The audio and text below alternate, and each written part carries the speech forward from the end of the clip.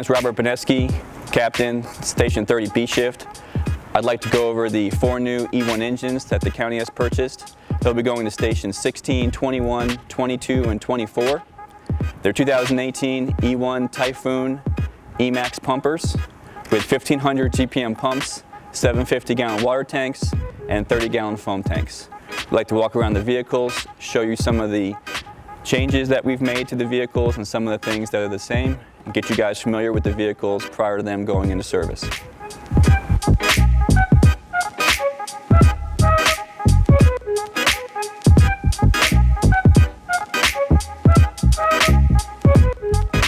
One note to say before we go inside the cab is that these 4 apparatus only have engine jake brakes. They are not equipped with transmission retarders like some of our previous apparatus.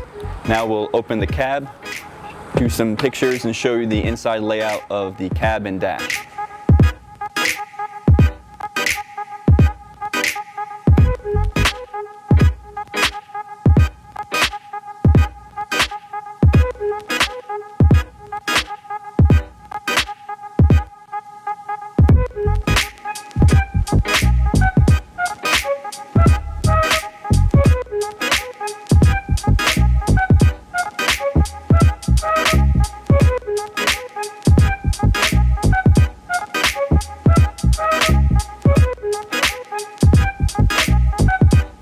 Just as a note, it's also equipped with the Stemco auto lubricating front hubs. You always want to make sure in your morning truck checks that you have approximately 1/8 of lubricant visible in the bottom of the hub. The rear of the cab is set up very similar to all of our other apparatus. 2 rearward facing air pack seats, 2 forward facing non-air pack seats, with some additional storage located under the forward facing seats. Like all of our newer diesel apparatus, this truck requires DEF fluid. The fill tank is located on the driver's side rear passenger door. As we make our way down past the cab, you'll notice that these are top mount pump panels. You also note that we have push-pull lights that have been mounted to the rear of the cab as extra additional lighting. They have the FireTech brow lights on the cab, but we decided that we wanted a little more maneuverability with where we put the light. To operate these is very simple. There's a sleeve located right here. You loosen the sleeve, and then you just push the light up. The light can articulate in any direction that's needed. Just note that when you're done using the light, you tighten the sleeve back up. On the lower pump panel area, you'll see that there's a different style piston intake relief valve.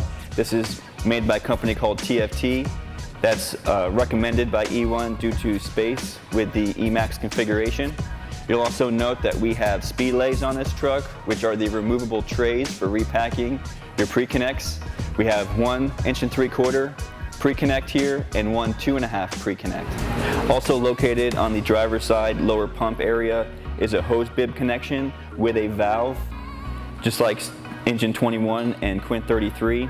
If you need to top off your tank, you just connect a hose from the station and fill that way.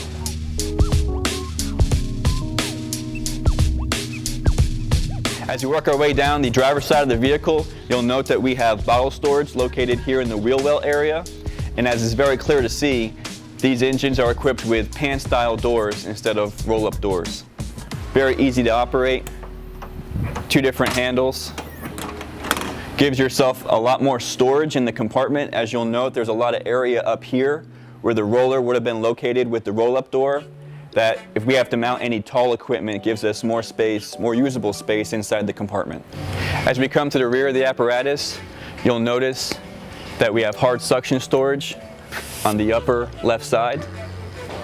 We also have ladder storage through the body, similar to engine 30 or some of our Quints. Full complement of ground ladders, 24-foot extension, 14-foot roof, a folding ladder. Also have your pike poles. Here we have a rear discharge added to the 4 engines. Some of the crews miss having a discharge on the rear instead of having the whole rear be dead load. It gives you options as the station officer if you'd like to connect your 3-inch from the rear to have it ready for a garden lay or whatever you'd like. It's just another option.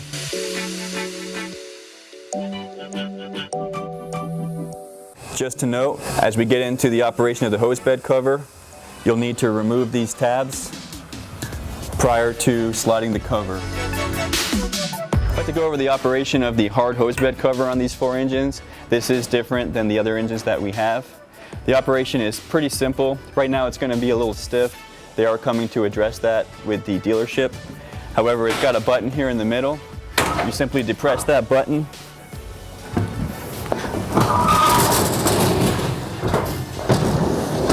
Slide the hose bed cover to halfway, and then it's going to lift up.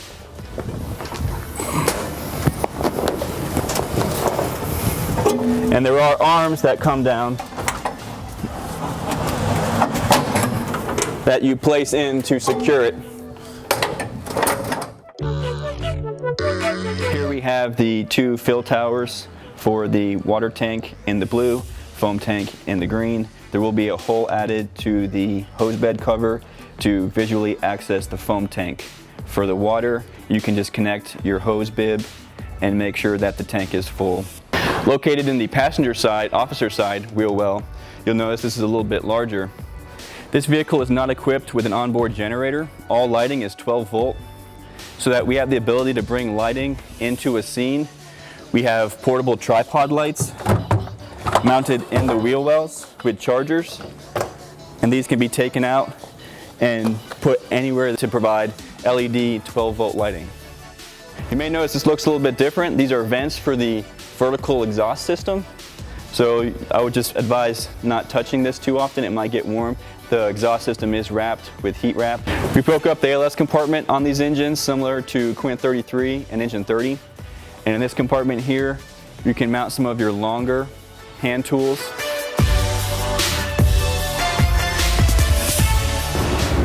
As we make our way to the top mount pump panel area, I need to emphasize to follow all department operational standards. You do want to have 3 points of contact. You will be climbing up and down to access the pump controls. We have plenty of handrails here, and the push-pull lights can also be utilized as well.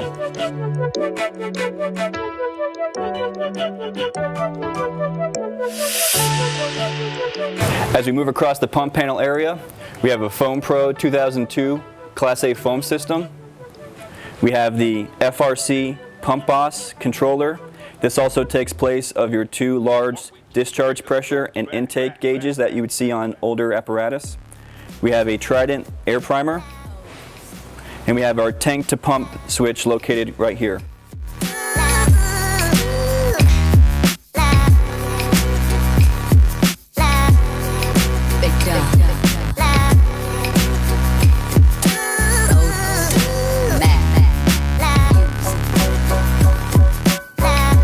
There's 2 different methods to go with here.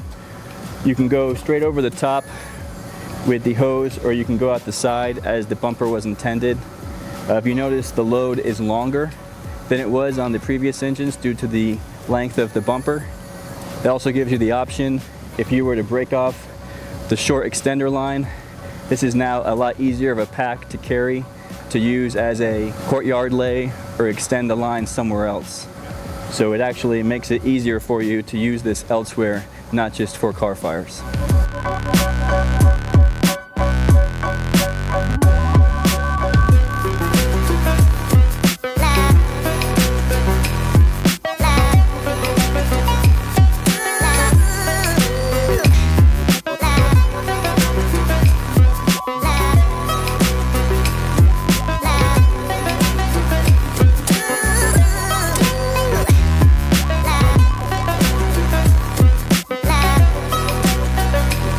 The other part of the bumper is designed for a 200-foot pre-connect. This will be one of our 2 200-foot pre-connects, the other one being at the pump panel, now with a 2.5 next to it. This pre-connect is just like our other trucks. It's a 200-foot S-load or triple layer load. You'll be able to slide it either way, depending upon if you grab the bite or the nozzle. The siren can now be unpinned and rotated outward to access the secondary area here.